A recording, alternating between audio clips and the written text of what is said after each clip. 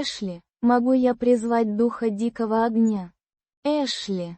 A proper name, likely a person's name.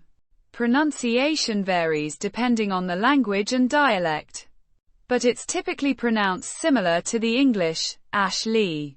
In this context, it acts as the speaker's identifier. Могу. A verb meaning can or may, expressing the speaker's ability or permission to perform an action. It's the first-person singular form of the verb. Мочь. Moch, meaning to be able. The pronunciation is approximately Могу. with a soft Г. sound. Я. A personal pronoun meaning I, the subject of the verb Могу. It's pronounced Я. similar to the ya in yard. It is the grammatical subject of the sentence. Призвать. A verb meaning to summon or to invoke, indicating the action of calling upon a supernatural entity. It's the infinitive form of the verb, conjugated here to agree with the subject. Я.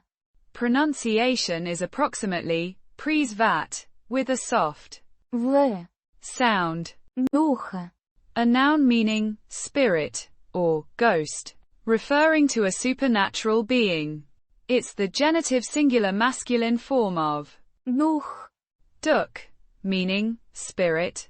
Pronunciation is approximately Дутиечей. with a slightly softer К.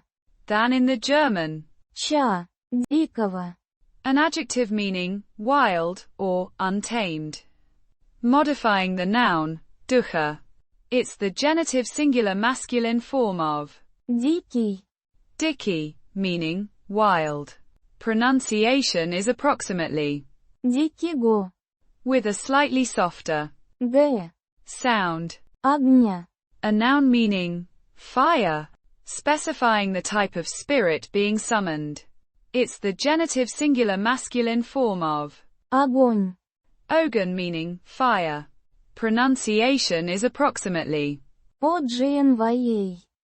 with a slightly softer Г. sound. A question mark, indicating that the sentence is a question, asking for permission or confirmation to summon the spirit of wildfire. Putting it together. Эшли, могу я призвать духа дикого огня? Двойной апостроф.